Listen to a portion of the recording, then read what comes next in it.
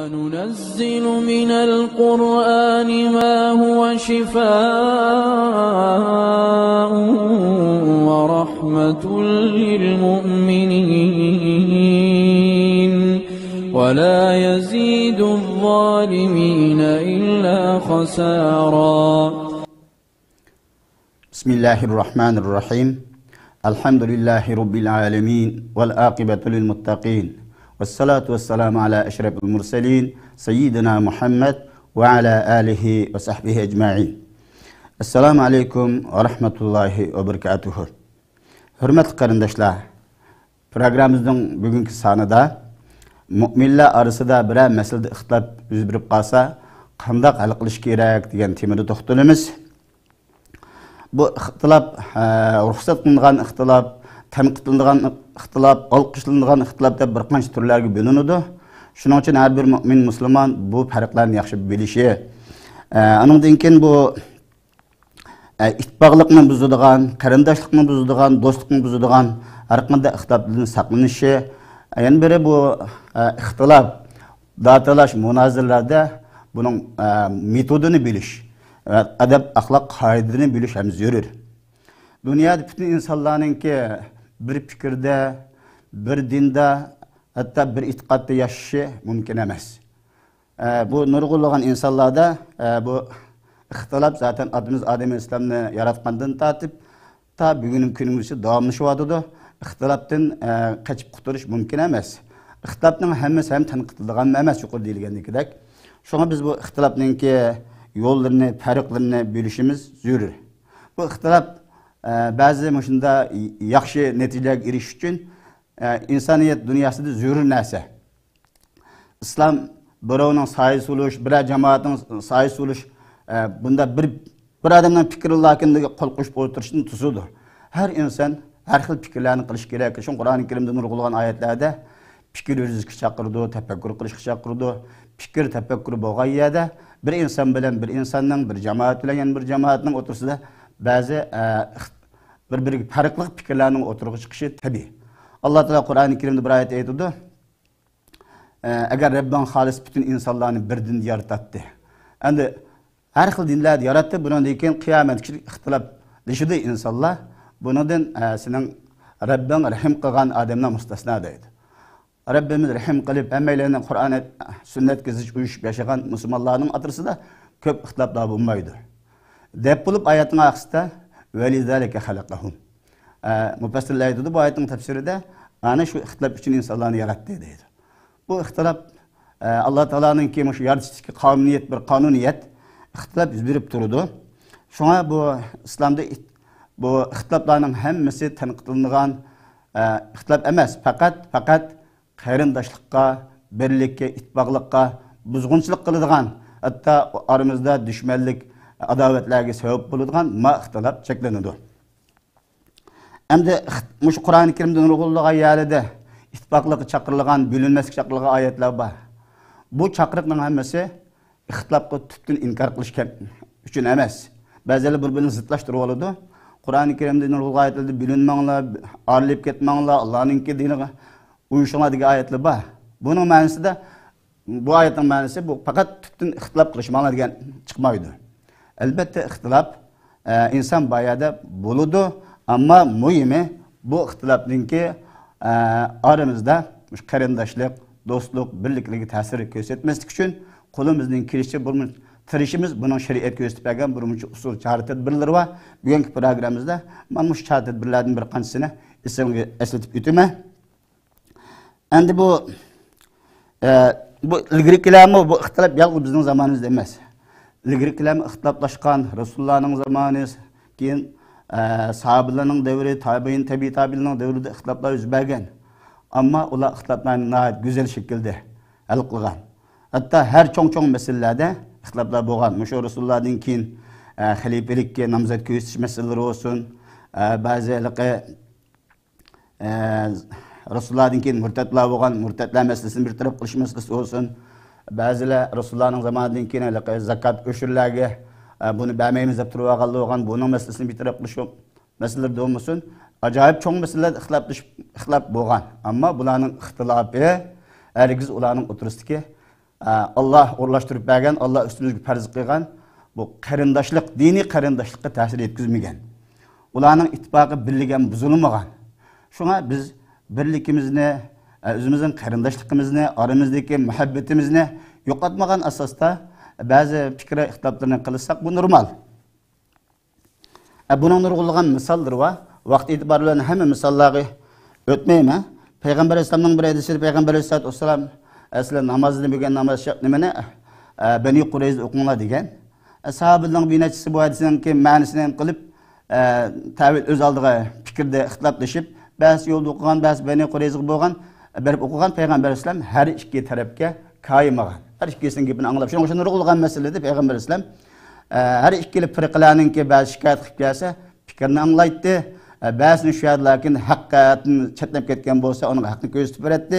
Ba'zi her ikkilisining delil bo'lib qolsa, sukut qilish orqali bu masalani muhim emasligini, her ikkilisining haq ekanligiga ishorat qilish orqali bu ishni besiq turadi.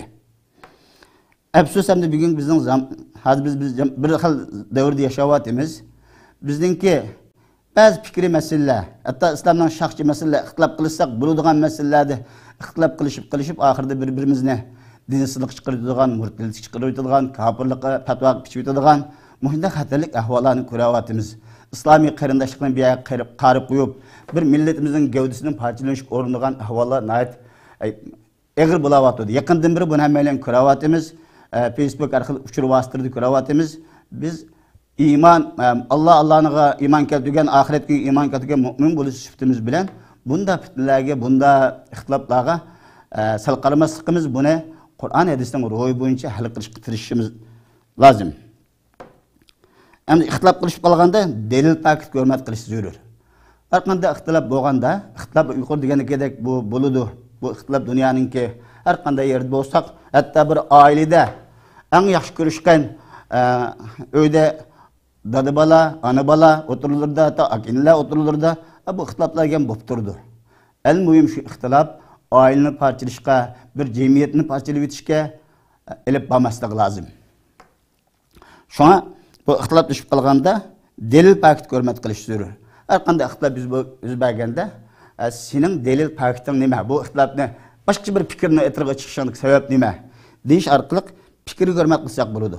Qur'oni Karimda shunga bir qancha oyatlarda hattoki qarshi dindikilarni ahda munozirlashga vaqtida delil keltirishga chaqirish orqali Rasulullohga bu cho'ng bir ta'lim dars berganki, bu ixtilof yuz berganda, hatto fikr ixtilofi bo'lsin, din va boshqa muhim e'tiqod ixtiloflari bo'lsin, delilni keltir.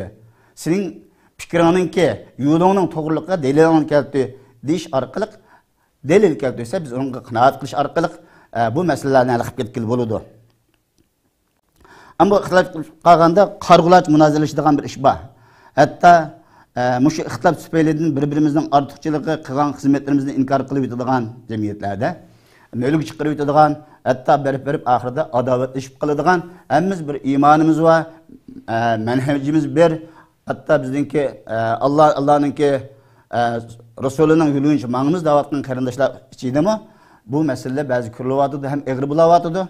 Biz Kur'an-ı Kerim'de köşetkendik biz ahiretke Allah'a ve ahiret günü imanımız var dedikimiz bu meselelerini Kur'an ve sünnetin ruhu boyunca hal qilishga tirishimiz lazım.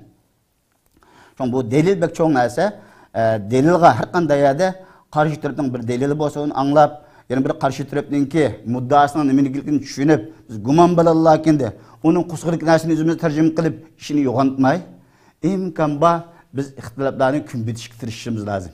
Çünkü ixtilof bo'lganda şeytan xursand bo'ladigan gap. Ixtilof berib ba'zi ixtiloflar eg'irlashib bir millatninki bir toplumning ittifoqini buzuydigan gap. Buni şeytan xursand bo'ladi, dushmanlar xursand bo'ladi. Shunga aqlli mu'min hikmat bilan ish olib boradi. Ba'zi aramizdagi jahil odamlar kiyimini tashkil o'rinsa kiyimini tashkil qo'ymasligimiz kerak. Çünkü hemimiz bir kiyimining ichidagi odamlar ba'zi ahmoqlarning kiyibiga chirib o'tirdi kiyimini tashsak g'arq bo'ladigan hemmimiz. Shunga har qanday aqlli mushu bo'libmi Allohga va oxiratga iymonim bor deydigan mu'min qarindoshlarning chiq insof qilishimizga, eg'ribaslik bo'lishimizga, ixtilofni zo'r etmay, tigidni uni Qur'on hadisning ruhi bilan hal qilishga tirishimiz nihoyat zarur. Endi ixtilofni hal qilishninki bunun çarelerini Allah Teala Kur'an-ı Kerim'de göstergen. Bu ixtilofni hal qilishninki çare tedbirlerining biri. İxtilof yuz berib ba'zi adovatlashib qolamiz. Allah Teala Kur'an-ı Kerim'de ba'zi ahında nimalarga sana qo'pollik qilganlarga, yomonlik qilganlarga chiroyli muomala qilish orqali buni tuzatgan shunday qilsang bir dushmaning sening do'stingga aylanib qoladi degan mazmunda oyatlar bor. Ondan boshqa nurg'ulgan oyatlar bor. Hammani bu yerda ish o'tirish deb ko'z tutishning benimisi yo'q. Zürür emas deb qarayman, chunki ko'plagan ko'rmanlarimiz bundan az to'la xabari bor. Bu yomonlik qilayotganlarga yaxshilik qilishmi osongina to'xtamaydi. Buningki cho'qim yomonlik qilganlarga yaxshilik qilish uchun sabr kerak, hikmat kerak, ig'rbeslik bo'lishimiz kerak. Bitta ba'zi tushib berish, o'tinib berish degandagidek ba'zi narsalarni talab qiladi. Buni inshaalloh boshqa bir darslarimizda bu vaqtni to'xtalamiz. Hatta bu ixtilof bizni düşmanlik derecesiga olib qo'ymaslik kerak. Alloh taolo Qur'oni Karimda yana bir oyatda aytadi, "Sizlarni bu bir qavmni yomon ko'rishingiz sizning adil bo'lmasligingizni turtki bo'lmasin, har qanday sharoit adil bo'linglar. Hatta dushmaninglar bilan adil bo'linglar" deb buyurdi Alloh taolo. Bir dushmanimiz bo'lsa-mu, buningda biz adolatni faqat qo'ldan bermasligimiz lozim. Biz insofdan adolatni chetlanib ketmasligimiz kerak. Nurg'ulg'anlik kichiklam ixtilofni deb lakinda shuning bilan adolatsizlik qiladigan, insofsizlik qiladigan ahvollar og'ir. Bular o'zimizning iymonimizdan qaytadan tekshirishimiz to'g'ri keladi. Alloh taolo chiroyli bizning ixtilofning yo'lishini hal qilishga Alloh taolo buyurib aytadi. Ya ayyuhallazina amanu atiiulloh va atiir rasul va ulul amri minkum va in tanaza'tum fi shay'in farudduhu ilallohi va rasulihi in kuntum tu'minuna billahi vel yawmil akhir. Sadaqallahul azim. Bu acayip güzel bir bizga talimat. Allah Teala aytadi, ey iman etqanlar. Biz imanni etqanligimizni bizga eslatish orqali, ey iman etqanlar, Allah'ın Resulüge ve iş beşilikki üzerinki rehberlerinizge boysununglar. Siz bir işte ixtiloflashib qalsanglar, deydi. Mana bunun ayetin üzdünmü, ixtilofning meşruiyetini şarat var. Bu ixtilof qilish bo'ladi inson bayada. Bir işte meselede ixtiloflashib qalsanglar, bunu Allah'ın Resulüge, yani Kur'an ve sünnetki qayturunglar deydi. Kur'an sünnette hamma narsaningki işaretleri ve uçu koyu delili var. Biz bu meselenin ders Kur'an qila salsak, bu iş karşı tarafning to'g'ri ekanligi mana deb o'tirg'i chiqadi. Shunga buni sizlar Kur'an ve kitap qayturunglar deb bo'lib oladi. In kuntum tu'minuna billahi vel yawmil akhir deydi. Sizlar Allohga va oxirat kuniga iymoningiz bo'lsa, shunday qila olasizlar deydi. Bunday qilish o'zingizga manfaatlik, natija itibariyle güzel bir netice hep çıkıldı bundan kılsanlar Kur'an hadis qaytırsan. Kur'an hadis kelmegendan keyin cheksiz jingoshi nadi qo'yish to'xtaydigan bo'lib, bu vaqtida biz birlik kelenmeymiz. Her adam o'zininki gibi rastlaydi. Bu o'tira arib buzuladi. Shunga biz imonimiz yo'q deydiganmiz, uning muomalasi boshqa islomda. Hammalarning imonimiz bor deb da'vo qilgan qarindoshlar har qanday ixtiloflarni chiroyli suhbat ustalariga kelish orqali tushunmaganlarni bir-birimizga izohlash, tushuntirish orqali insof adolatni unutmagan asosda tirsak, kelishmaydigan narsa yo'q, hal bo'lmaydigan ixtilof yo'q. Va axiru davana alhamdulillahi robbil alamin. Va sallallohu ala sayyidina Muhammad va ala alihi va sahbihi ajma'in.